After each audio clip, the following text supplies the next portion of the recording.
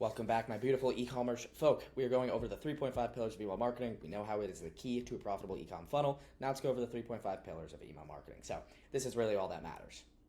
We have list growth, your flows, and your campaigns. And then we have a 0.5 pillar of like deliverability.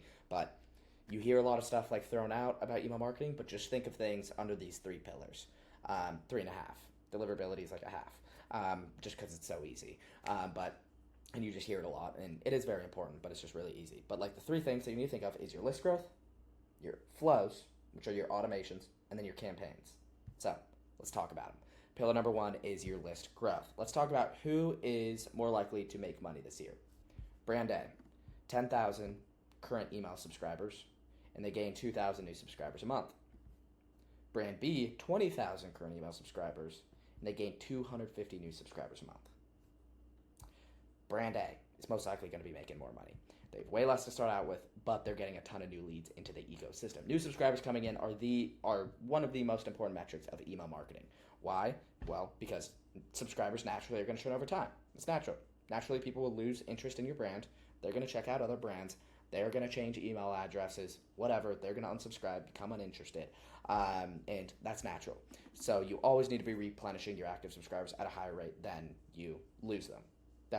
People are going to naturally churn. So we need to get a lot new people coming in. That's why email does rely on other traffic coming in. Email is an amplifier. It gets you more out of your traffic. And then two, new subscribers are much warmer. When you have new people coming in, these people are primed and ready to purchase much more than people who are actively on your current list.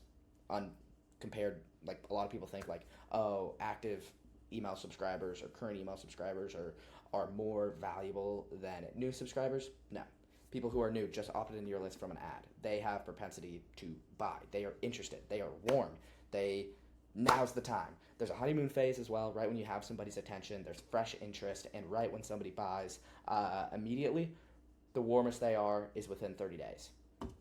I talked about this in the last video, but I literally got this like 7 days ago, and I'm talking about it. I have Breeze, which is a different focus drink, in my fridge, which I bought like 2 months ago. I haven't brought them up in conversation in like a month ever since I got this. But now I'm like, every time my friends, like when I'm talking to friends, it's like, oh yeah, I had a new tonic earlier. It's been great. I'm in that honeymoon phase. And that's just new subscribers are warmer, and I'm more likely to get a repeat purchase like recently, right when I was recently joined the email list, and then recently when I made a purchase. So that's why your list growth is super important. Pillar number two is we have our email marketing flows. Flows are the automated emails that get sent to a customer after they complete a specified action. Things like joining the email list, fire an email to those people after that. Somebody abandons their cart, fire an email for them. Somebody makes a purchase, that email that you fired towards them. Now, obviously, we have multiple emails in these flows, but that's what flows are, and flows allow us to automate the customer journey and send high-converting emails. These are very high-converting. They're timely, and they're pinpointing a customer directly where they're at with the customer journey with custom content. We're able to send high-converting reminders, cross-sells, and relevant information depending on what they need. These should make up roughly 50% of your total email revenue, with the other 50% coming from campaigns, which we'll talk about. 60-40, 40-60, depends on the brand a little bit. In general, you want to be around 50-50. We have some brands that are very healthy with flows generating 80% of the total store revenue, just because the flows are really good and the list it's a small list, or the list just doesn't respond as well as campaigns. So it's going to take a little bit of context, and that's what us in this program reviewing your account are here to help you with. Like, what do we deem as healthy for you?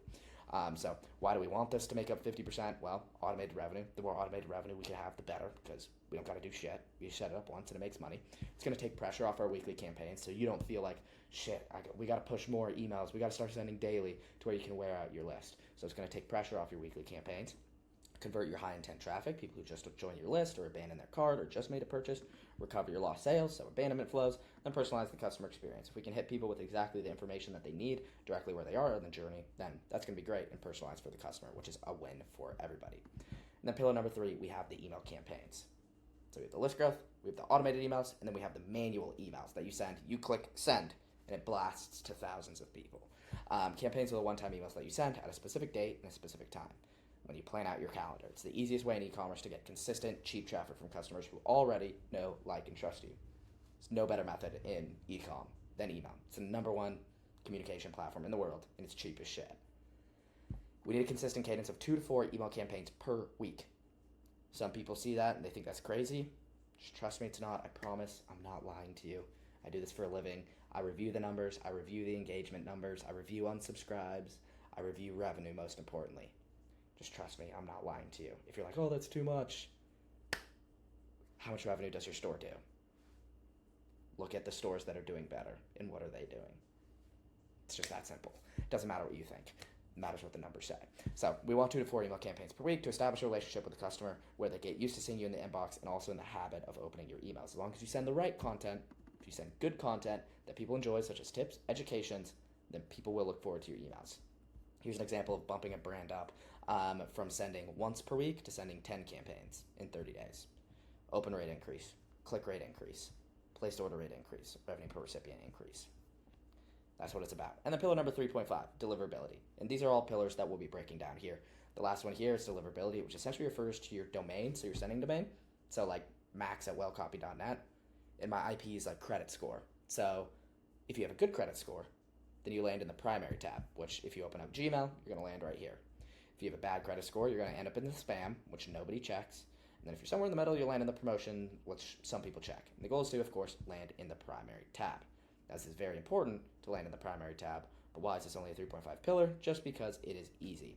As long as you only send to engaged profiles, you send good content, you'll be fine with landing in the primary tab. It won't be that big of a deal. And if you do struggle with it, that's what we will walk you through here in this program. So those are the 3.5 pillars. Now let's go into Klaviyo setup.